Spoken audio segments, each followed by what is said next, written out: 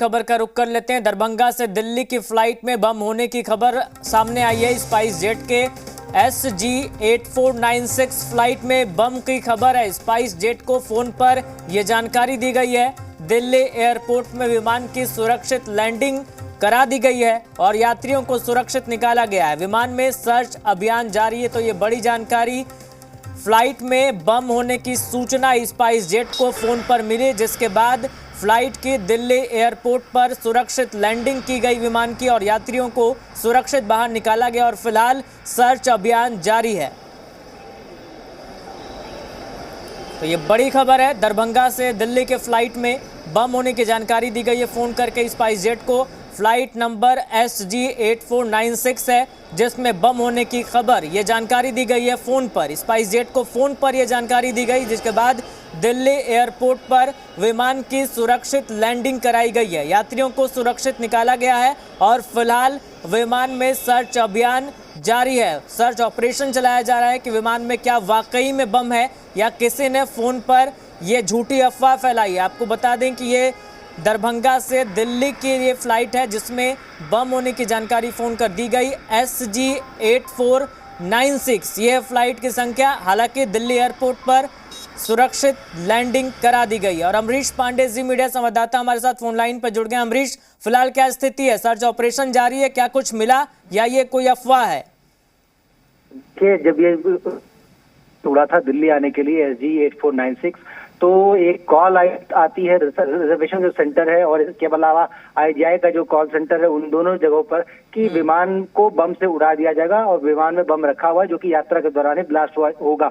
इस बात की जानकारी स्पाइस जेट की तरफ से और IGI की तरफ से सुरक्षा एजेंसियों को दी गई थी।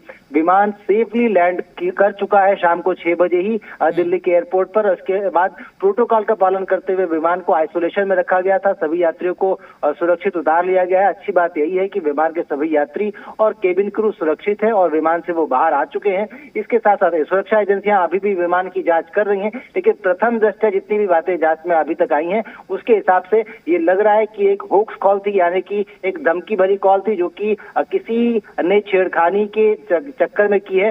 लेकिन अभी भी एजेंसियां इस बात को लेकर गंभीर हैं और वो विमान की जांच कर रही हैं। जो प्रोटोकॉल होता है जांच का, उसके हिसाब से 3 लेयर की सिक्योरिटी और 3 लेयर की जांच होती है। तो ये लगभग इस पूरी प्रक्रिया में 4.5 से 5 घंटे के आसपास का समय लगता है। लेकिन सुरक्षा एजेंसियों की जांच में जो प्रथम दृष्टया निकल के चीज आई है वो यही है कि ये एक होक्स कॉल थी, एक धमकी भरी कॉल थी जिसका कि कोई विशेष कारण नहीं बताया जा सकता, लेकिन किसी ने इसको बदमाशी के चक्कर में किया है।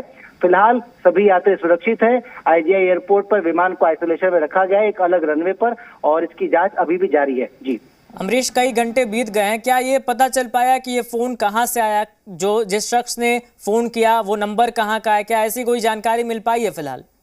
देखिए, ऐसा है कि जब भी इस तरह का प्रोटोकॉल शुरू होता है, इमरजेंसी घोषित होती है एयरपोर्ट पे, तो सभी जांच एजेंसियां एक दूसरे को कोऑर्डिनेट करती हैं और तब तक जानकारी को साझा नहीं किया जाता जब तक कि ये घोषित न कर दिया जाए कि जांच पूरी तरह से कंप्लीट हो चुकी है। तो तब तक हमें ये मानना होगा कि एजेंसियों का जो कहना है वो ये है कि प्रथम दृष्टया एक होक्स कॉल थी। इसके अलावा सुरक्षा प्रोटोकॉल के अनुसार बाकी जांच जारी है। लगभग 4.5 से 5 घंटे का समय लगता है, यानी कि लगभग 11:30 बजे के आसपास प्रैक्टिकली ये जांच खत्म होगी। उसके बाद एजेंसियों की तरफ से जानकारी दी जाएगी कि कॉल कहां से आई थी, किस उद्देश्य से किया था कॉल किसने।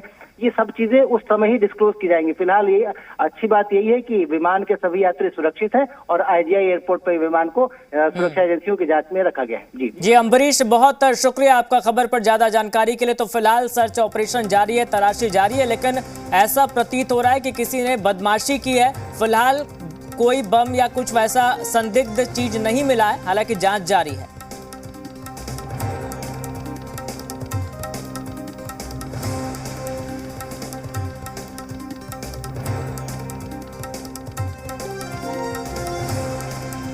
और इसी के साथ खबर बिहार में फिलहाल इतना ही। देखते रहिए जी बिहार झारखंड।